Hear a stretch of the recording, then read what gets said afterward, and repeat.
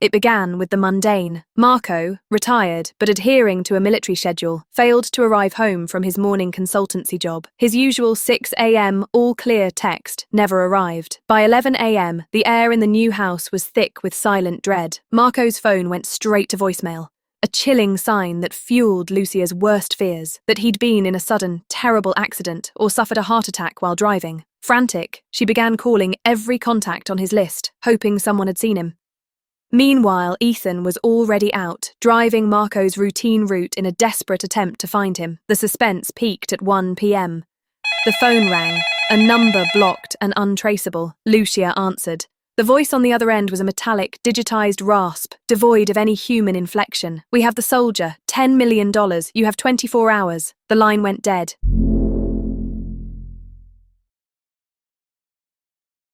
When Ethan was 7, his world cracked in half. His parents' voices had become thunder in a tiny, run-down apartment in a neighborhood where sirens were more common than bedtime stories. And one day, without warning, his father simply left. No explanations, no gentle promises, just a slammed door that echoed through Ethan's childhood. A week after the door slammed, the apartment was cold and silent, filled with the stale air that only comes from old, inefficient heating. Ethan sat at the kitchen table beneath the single, buzzing fluorescent light, the kind that always flickered when the power dipped. The peeling linoleum countertop was chipped and dull. Dinner was unsweetened, thick instant oatmeal, tasting like cardboard and Old Spice, cabinet dust.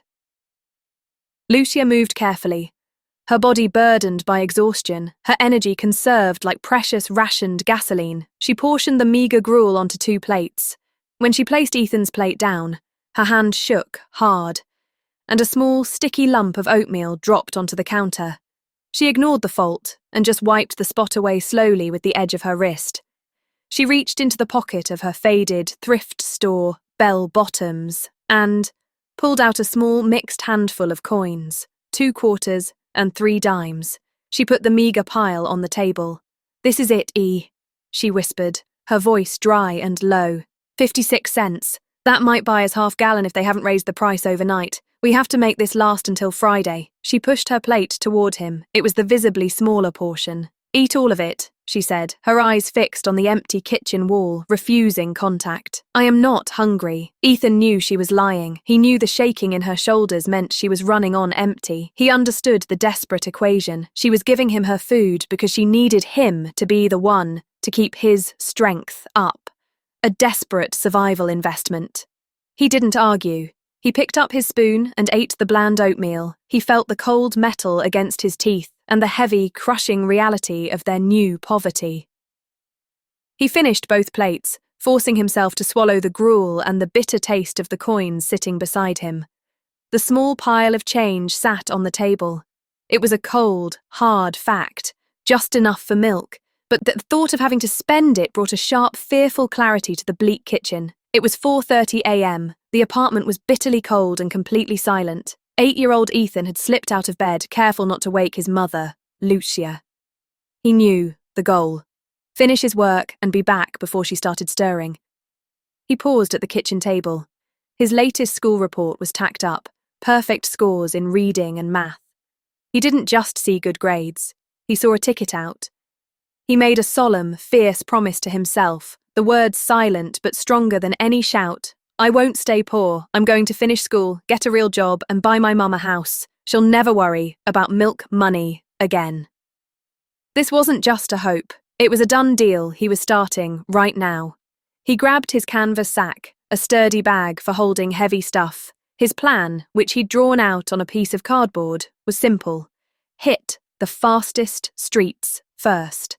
Every minute wasted meant colder fingers and less product. He hit the dark, quiet streets. He moved quickly, heading for the big apartment complex bins. He wasn't collecting trash. He was gathering building materials for his future. He knew exactly which shiny cans were aluminum, the good kind, and which were worthless tin. His hands, though small, worked fast, separating the valuable metal by feel. Each sound of a can hitting the bottom of his bag was a small, satisfying step forward. Clink, clink, clink. That sound wasn't noise. It was money for milk, for a new light bulb, for a future where his mum could relax. He passed a few houses. He didn't want handouts, or pity. His strength came from earning every cent. The bag got heavy, stretching his thin shoulder muscles. The weight felt good. It was proof that he was working, that he was making things happen. He wasn't tired or cold. He was focused. Ethan knew the struggle was real, but his mind was already miles ahead of his feet. He was putting in the effort now, using his smarts and his hands to create the life he promised his mother. He was already successful, just waiting for the world to catch up.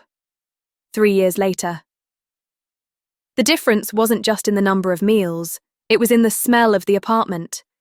It no longer carried the faint, underlying scent of old dust and financial fear. Now it often smelled warm, savoury, and unmistakably like real food. Lucia had secured a clerical position at the municipal court downtown. It wasn't glamorous, but it was steady. The salary was modest, but it came with health insurance and, most importantly, a predictable paycheck. The nickel and the bland oatmeal were painful, distant memories. Tonight, the kitchen light was not broken. A new bright bulb cast a warm glow over the freshly wiped linoleum. On the small repaired card table sat their dinner: meatloaf, mashed potatoes, and green beans. A simple, solid, deeply normal meal. Lucia, looking years younger than she had that brutal winter, set the plates down. She was still tired from her long day of typing and filing, but her movements were no longer the leaden, slow grace of desperation. They were purposeful and calm.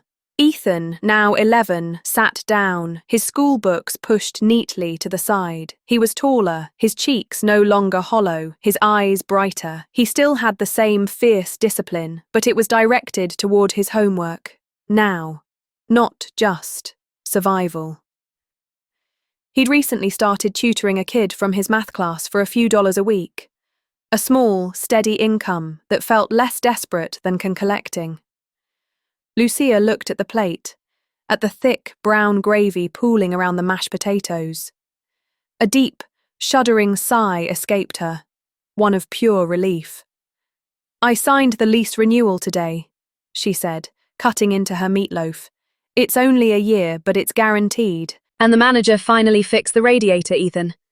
No more freezing nights." Ethan took a bite of the meatloaf. It was savoury, filling, and required no mental calculation of future cost. "That's great, Mum," he said, chewing slowly. He reached for the potatoes and added, "Mr. Henderson gave me a 50-cent bonus today. I helped him organise his garage.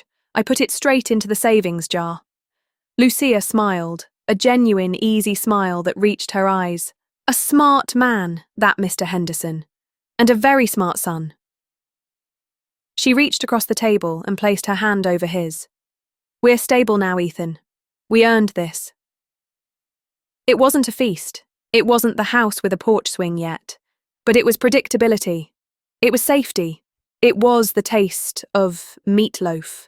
The taste of a future that felt certain, built brick by a mother's hard work and a son's unwavering focus. 2 years after Lucia started working at the courthouse, stability had solidified into normalcy. Ethan was 13, navigating the tumultuous world of junior high, his success in school now routine. The apartment was genuinely home, not just a holding place. Lucia, though, was lonely. The years of just surviving had left a quiet hole in her life. One evening, Lucia brought work home, something she rarely did. She was reviewing files on a decorated military veteran scheduled for expert witness testimony in a complex property case. His name was Marco. Marco was a sergeant major in the Army Reserves.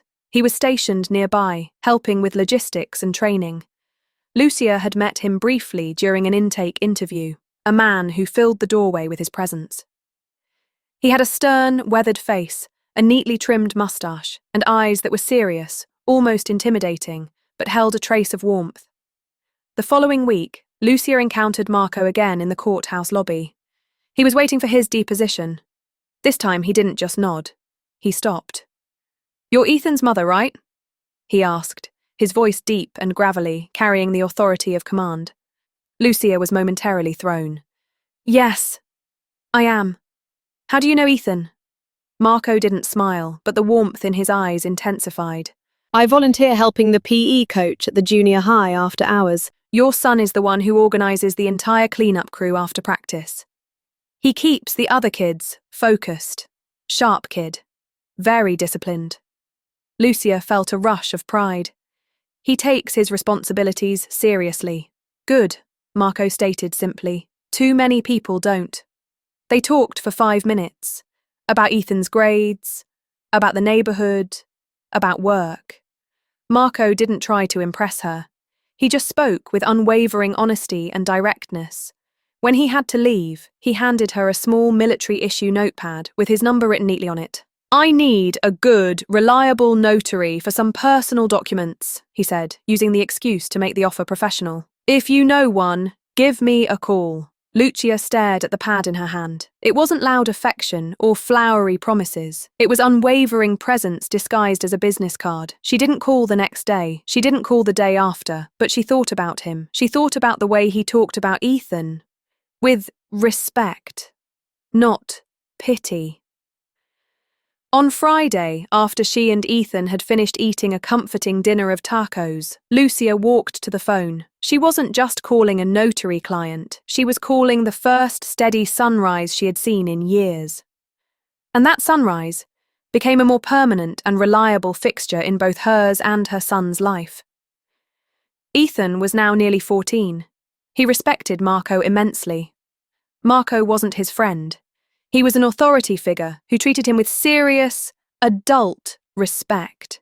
He came to every parent-teacher conference, checked Ethan's homework with meticulous attention, and taught him how to change the oil on their beat-up sedan. One crisp autumn evening, Marco took Lucia and Ethan out to dinner at a small, family-owned Italian restaurant, the nicest place they had ever been. The atmosphere was loud, warm, and filled with the smell of oregano and garlic.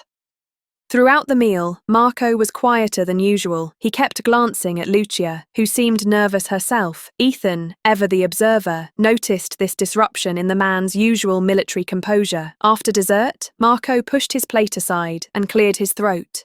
He reached into the inner pocket of his blazer and pulled out a small, dark velvet box. Lucia gasped, covering her mouth with her hand. Marco didn't get down on one knee. That wasn't his style. He looked Lucia directly in the eye, his serious gaze unwavering, and spoke in his deep, deliberate voice. "Lucia, you know I'm not a man for long speeches or empty promises. I believe in structure, responsibility, and commitment. I committed to my service, and I commit to what I believe is right." He paused, looking down at the box for a moment before snapping his gaze back up. "You and Ethan are what's right. I don't just love you. I believe in the life you've built. I want to be the foundation. I want to be the man who never leaves." He then did something unexpected. He turned his body slightly, shifting his focus fully onto Ethan, who sat frozen in his seat. "Ethan," Marco said, his voice softening slightly but retaining its gravity. "I know your father left. That was his choice. My choice is to be here. I don't want to replace anyone, but I am asking your mother to let me be your family. I am asking her to let me stand up and be counted for you both. What do you say?" The question hung heavy in the warm air. It wasn't just a request for permission, it was a demand for his honest assessment. Ethan swallowed hard, his eyes stinging. No one had ever asked him for his permission or opinion on something this big before. He looked at his mother, her eyes shining with tears and hope, and then back at Marco, whose expression was earnest and totally committed. "Sir," Ethan said, his voice cracking slightly, "I say yes, we need a foundation." Marco gave the smallest, firmest nod of approval. Not a happy smile, but the look of a commander who had just received the necessary affirmation. He then turned back to Lucia. "Lucia," he said, opening the box to reveal a simple, sturdy diamond ring. "Marry me. Let's build this together." Lucia laughed, cried, and nodded all at once. "Yes! Oh yes, Marco!" The small Italian family at the next table burst into applause. In that noisy, garlic-scented corner of the world, Ethan realised they hadn't just gotten an engagement, they had secured a future. Marco walked into their lives not like a sudden burst of sunlight, but like a steady, unwavering sunrise, predictable, warm, and guaranteed to show up every single day. 2 years after the wedding, the apartment was no longer the quiet sanctuary of 2 survivors. It was a home defined by noise, routines, and unwavering rules. Marco had officially adopted Ethan the year before, a bureaucratic process that felt purely procedural to Ethan, but meant the world to Lucia. Ethan was now 16, a young man of focused ambition, his entrepreneurial spirit channeled into a thriving lawn care service. He ran after school. And then came Evan, Ethan's brother. Marco was a disciplinarian. He brought his military structure fully into the domestic sphere. Curfew at 9 p.m. sharp. For Ethan, this meant the lawn care business had to run on a rigid schedule. Backs straight. Whether sitting at the dinner table or standing when speaking to an adult, posture mattered. Respect starts with how you hold yourself, Marco would often say. And every Sunday night, a detailed weekly schedule for chores, homework, and family time was posted on the refrigerator, printed in Marco's heavy, precise military font. Ethan, who had governed his life with self-imposed discipline since he was 8, found Marco's structure surprisingly comforting. It wasn't arbitrary. It was the framework of a man who never failed them. One chaotic evening captured the new reality perfectly. Lucia was attempting to finish her paperwork at the dining table, while simultaneously bouncing a fussy Evan in his carrier with her foot. Marco was in the kitchen, meticulously cleaning the grease trap from the stove, a task he insisted on doing every 2 weeks. Ethan walked in, sweaty, from a long afternoon of mowing lawns. He immediately went to the sink to wash his hands, not needing to be told. "Ethan, check the schedule," Marco commanded without looking up. "Is it your turn? For the dishes? Or is that Mother's?" "Mine, sir," Ethan replied, grabbing the sponge. "Good. Stick to the plan." Lucia sighed, rubbing her temples as Evan let out a particularly piercing wail. "Marco, darling, sometimes I think you run this house like a barracks." Marco stopped cleaning, looked directly at Lucia, his face serious, but his eyes softened. "I run it like a place built to withstand pressure, Lucia. I run it like a place that won't fall apart when the storm hits." He glanced at Ethan. "We build good habits so that when life gets messy, we don't." Ethan nodded, absorbing the lesson while scrubbing the pot. He knew Marco's rules weren't about control. They were about security. Marco was teaching them that consistency was a better foundation than luck. They grew up well, better than anyone expected from kids raised in their neighborhood. Ethan was 25 years old. The discipline and relentless work ethic Marco instilled, combined with the academic skills he honed, had paid off dramatically. After graduating college as the first in his family, he'd launched a small residential repair and remodeling business. It had blossomed from mowing lawns to managing crews, thriving on the same principles Marco taught him: consistency, quality, and showing up. He had kept the promise he'd made to himself on the cold, dark pavement a decade and a half earlier. One Saturday afternoon, Ethan drove Lucia and Marco to an unfamiliar neighborhood, one filled with quiet streets, mature trees, and well-maintained single-family homes. Evan, now 8, was asleep in the back seat after a long morning of soccer practice. "Where are we going, Ethan? This isn't the hardware store," Lucia asked, a note of confused excitement in her voice. Ethan pulled up to a modest 2-story house with a tidy green lawn and freshly painted trim. It wasn't enormous, but it was solid, bright, and had a wide front porch. "I found a new investment property," Ethan said simply, turning off the engine. Marco, ever pragmatic, raised an eyebrow. "Good location. Needs exterior work on that south siding, but nice bones." Ethan got out and walked up the front path. He fumbled in his pocket, pulled out a key, and opened the front door. He ushered them inside, into a space that smelled freshly painted and clean. "It's beautiful, son," Lucia whispered, running her hand along the banister of the staircase. "But why did you bring us here?" Ethan walked them to the kitchen, which featured brand new appliances. He laid a thick folder on the counter. Inside was a fully executed deed and the mortgage payment schedule, paid in full. He looked directly at Lucia. Her eyes were shining with tears before she even fully grasped the paper. "Mom," he said, using the casual term he reserved for her alone. "This is yours. The mortgage is 0. It's paid for. It's the house with the yard and the porch swing you always wanted." Lucia collapsed into his arms, sobbing with a mixture of shock and overwhelming joy. "Oh, Ethan," she managed. "The house! The house!" Marco, meanwhile, stood back, his arms crossed. He didn't offer a dramatic hug or a loud cheer. He simply took a slow tour of the living room, checking the electrical outlets and the window seals. When he finished, he returned to Ethan and placed a heavy hand on his shoulder. "You execute your plans," Marco stated, his voice thick with unreserved pride. "You promised yourself this when you were a boy. You followed through." He didn't say, "I'm proud of you." He said, "You proved my training worked." Ethan knew that was the highest praise Marco could give. They stood together on the wide front porch, watching the late afternoon sun filter through the oak leaves. Lucia was already picturing where the garden would go. "Wait," Lucia said, pointing. "Look." Attached to the corner post of the porch, brand new and gleaming, was a traditional wooden swing, hung low and ready for use. It was the final, perfect detail. Ethan had remembered every detail of her quiet dream. As they stood there, basking in the sun and the quiet certainty of their new home, Ethan felt complete. The house wasn't just wood and bricks. It was the physical manifestation of resilience, discipline, and the unbreakable promise he had made to the only woman who ever truly bet on him. Ethan was on a ladder installing heavy-duty shelving in the garage of the new house.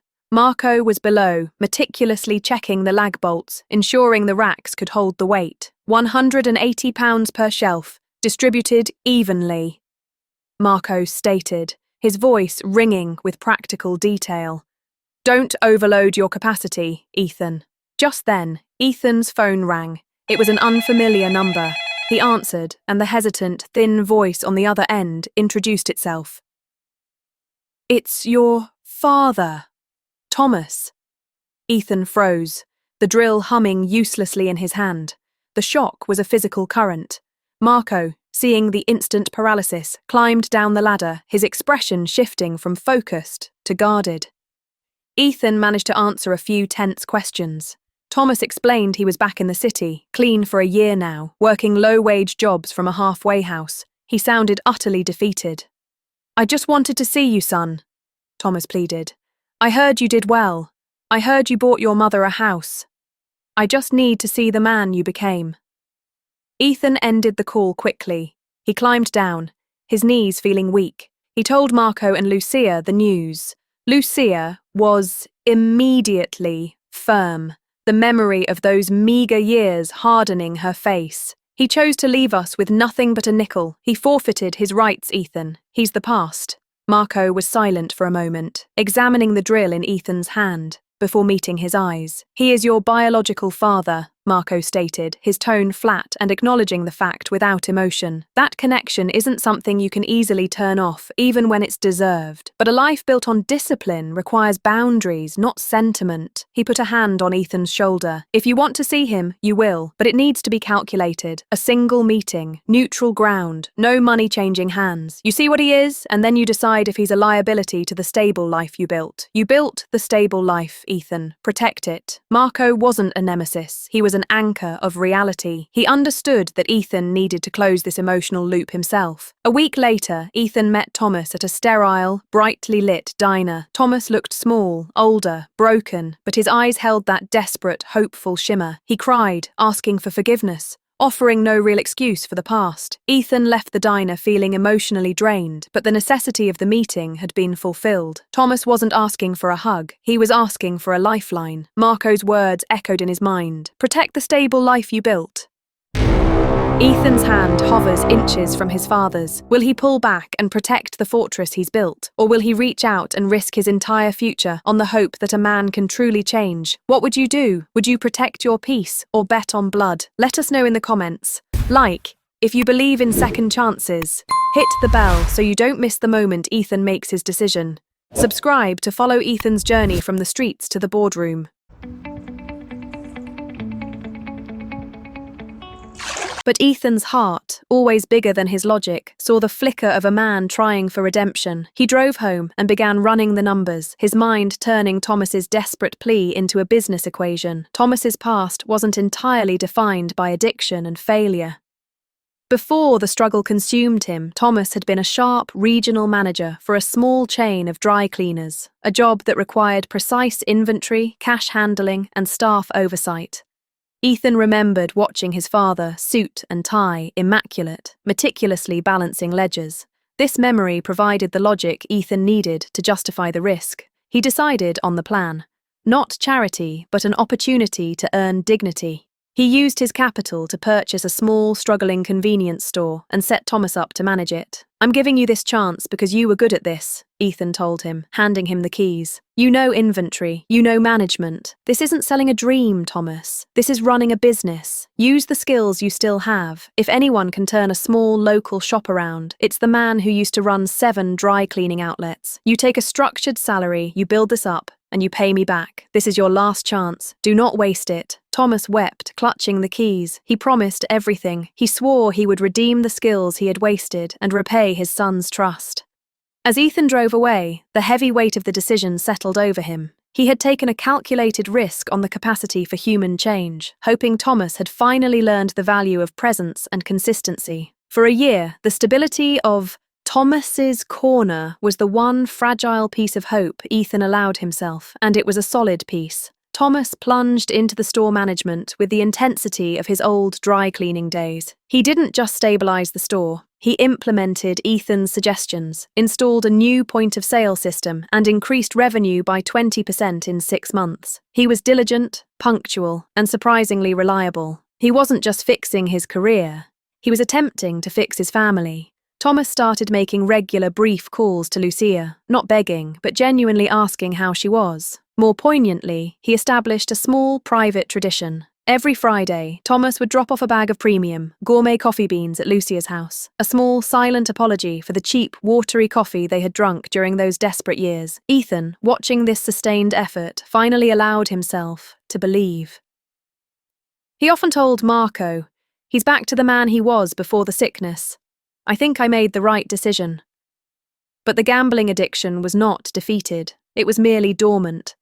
It returned with a consuming, violent force, fueled by the access to daily cash flow and the adrenaline of high-stakes sports betting. The calls to Ethan became shorter, the reported sales figures increasingly vague, based more on optimism than reality. When Ethan finally drove by the store one night, the lights were off and a slick, imposing sedan was parked illegally outside. 2 men in ill-fitting suits were arguing quietly with Thomas by the dumpster. They were rough, cold, and clearly dangerous. Ethan didn't stop. He slowed the sedan just enough to confirm the scene, his stomach tightening into a knot. He recognized the cold calculation in the faces of the 2 men, the kind of professional ruthlessness that was far removed from a typical late-night delivery or supply issue. They were gone a moment later, disappearing into the shadows as Thomas hurried back inside the store, looking pale and frantic. Ethan drove around the block once, his mind racing through Marco's old lessons: assessment, calculation, response. He pulled into the back of the lot 10 minutes later, exiting the car with a composure he didn't feel. He found Thomas behind the counter, counting a large wad of bills with shaky hands. The scent of stale coffee and fear hung heavily in the air. "Who were they?" Ethan asked, his voice low and devoid of accusation, making it sound more dangerous than a shout. Thomas flinched. Stuffing the cash into the cash register drawer with clumsy speed, he managed a strained smile, adopting a posture of casual weariness, the kind of performance Ethan remembered from his dry cleaning manager days. "Oh, them? Just the new bread delivery guys, Thomas replied, waving a dismissive hand. He carefully wiped down a section of the counter that was already clean. "They're using some new third-party freight company. Absolute amateurs. They had the invoice wrong and were arguing over 24 bagels. You know, just standard supplier nonsense. I had to straighten them out." He leaned in conspiratorially, lowering his voice. "They were trying to charge me extra for fuel surcharges. Can you believe the nerve? I told them I wouldn't pay a dime more than the contract price. Had to give them a little stern lecture on accountability." Ethan looked into his father's eyes. They were constantly shifting, avoiding Ethan's direct gaze, darting toward the back office door. The denial was smooth, but the underlying tremor of his hands betrayed him. The men hadn't looked like bread delivery drivers. They had looked like collectors. And Thomas wasn't lecturing them. He had been pleading. "I see," Ethan said, letting the silence stretch, the fluorescent hum of the store the only noise. "So, no issues then? Nothing related to the $10,000 operating loan I gave you last month?" "None, none at all." Thomas insisted, his smile becoming brittle. Business is booming. We're on track for a great quarter. You've got nothing to worry about. I told you I'm handling this. I'm a manager, remember? I know how to handle the small issues before they become big ones. Thomas reached the counter and patted Ethan's arm, a gesture meant to be reassuring but feeling utterly alien. Go home, son. Get some rest. You've got a big business to run. I've got this corner. Ethan nodded slowly, accepting the performance for what it was, a lie built on sand, a desperate attempt to protect a secret that was already leaking out. He knew the debt wasn't a small issue. He knew Thomas had just bought himself a few more days and that he was sitting on a catastrophe. Right, Ethan replied, expressionless. Good work, Thomas. He turned and walked toward the door, leaving the desperate man alone in his corner store, counting the stolen moments of stability that were about to run out. The feeling that settled over Ethan was a terrifying internal chill, the realization that the sickness had come back worse, and this time it was going to demand his entire foundation as payment. The crisis hit not with a phone call, but with a knock on Ethan's office door, a timid, shuffling sound. It didn't match the successful man Thomas pretended to be. Thomas walked in, his suit rumpled, his face wet with frantic sweat. He didn't speak. He collapsed onto the plush office carpet, his confession pouring out as a choked, hysterical torrent. He hadn't just dipped into the till, he had leveraged and lost a massive, unpayable debt through high-stakes gambling. Exhausted but driven by a perverse familial obligation, Ethan wrote the check to cover the immediate threat, his signature heavy with the weight of a final, desperate warning. Get help now, or you never see me again. The world shattered 2 days later. It began with the mundane. Marco, retired but adhering to a military schedule, failed to arrive home from his morning consultancy job. His usual 6 a.m. all-clear text never arrived. By 11 a.m., the air in the new house was thick with silent dread. Marco's phone went straight to voicemail. A chilling sign that fueled Lucia's worst fears, that he'd been in a sudden, terrible accident or suffered a heart attack while driving. Frantic, she began calling every contact on his list, hoping someone had seen him. Meanwhile, Ethan was already out, driving Marco's routine route in a desperate attempt to find him. The suspense peaked at 1 p.m. The phone rang, a number blocked and untraceable. Lucia answered. The voice on the other end was a metallic, digitized rasp, devoid of any human inflection. We have the soldier, $10 million, you have 24 hours. The line went dead, 10 million. It was a number that represented catastrophic ruin. Marco, the man who taught him structure, the man who stayed, was gone. During the next 20 hours, Thomas, strangely, became Ethan's shadow. He called every hour, his voice thick with concerned sympathy. He brought food. He managed the store, giving Ethan the space to focus on the impossible ransom. He seemed genuinely horrified, offering stability Ethan had never seen in him. As they frantically began liquidating assets, selling cars, mortgaging the house, Marco, bound and held in the dark, managed his own calculated move. Trained for capture, he found the brief, agonizing moment of lucidity needed to activate the covert, military-issue micro-tracker embedded in his dog tag. The resolution arrived, not with a triumphant raid, but with a silent, devastating alert. It was 10:45 p.m. Ethan and Lucia were staring at bank statements, bathed in the harsh light of the laptop screen. Lucia's secure government app, set up long ago for Marco's contingencies, flashed. Alert. Tracker ping, signal acquired. Lucia's hand flew to her mouth, her eyes fixed on the screen. The signal wasn't miles away, in a desolate warehouse. The coordinates were terrifyingly local. Thomas's corner, 4800 Maple Street, basement level. The drive to the store was a silent, nightmarish blur of realization. They found Marco in the damp, mouldering basement, bruised, dehydrated, but conscious. But the true horror was Thomas. He emerged from the shadows of the store's back office, his face tight with terror. Ethan shoved Lucia behind him. "What did you do, Thomas?" he demanded, the voice of the successful businessman replaced by the raw fury of a betrayed son. Thomas immediately threw up a desperate defense, pointing frantically toward the basement door. "The men who did this, the ones who took him. They forced me. They said they'd kill me if I didn't let them use the basement. They left me a note, Ethan. They told me to be quiet and act normal." Thomas was trembling, a picture of terrified compliance. Ethan didn't buy it. He looked down at his father's hands, which were shaking uncontrollably, not with fear for his life, but with the shame of a trapped animal. The truth didn't need to be confessed. It hung in the stale air. Thomas had engineered this. The ransom was meant for his gambling debt. Ethan stood there, the reality of the ultimate betrayal crushing every ounce of his hard-won forgiveness. The man who had walked away twice had now tried to dismantle the very foundation that had saved his son. Ethan did not move toward him. He didn't yell. He simply walked to the office phone and called the police, the action final and absolute. The years that followed were slow, grinding periods of rebuilding for Ethan, while his father was confined to a world of walls and bars, a stark consequence of his selfishness and addiction. 5 years passed. His father stepped out of prison, older, quieter. A man remolded by walls and bars. Ethan still provided for his basic needs, food, clothes, somewhere to sleep, but the closeness they once tried to rebuild remained out of reach. Slowly, painfully, the man changed. He attended church, found faith, found stillness. He apologized, truly apologized, not with tears, but with humility. He tried to win back the trust of Ethan, Lucia, and even Marco, who eventually offered him the smallest nod of forgiveness.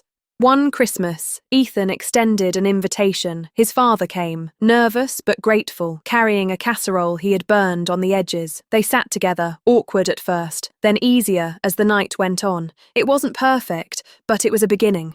3 years later, his father passed away quietly in his sleep. At the funeral, Ethan stood between his mother and Marco, Evan at his side. They didn't mourn a criminal or a failure. They mourned a man who tried, in the end, to be better than he had been. A man who lost much, but found peace.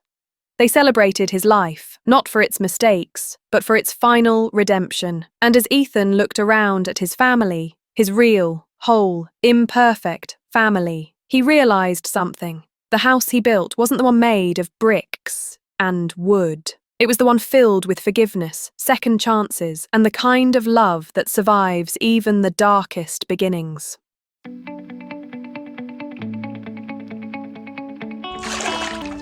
Thank you for watching. Watch out for our next story.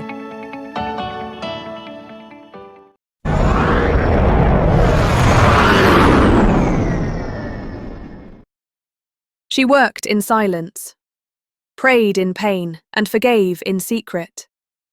Every tear became her teacher, every trial her turning point. Can a humble heart truly rewrite its destiny?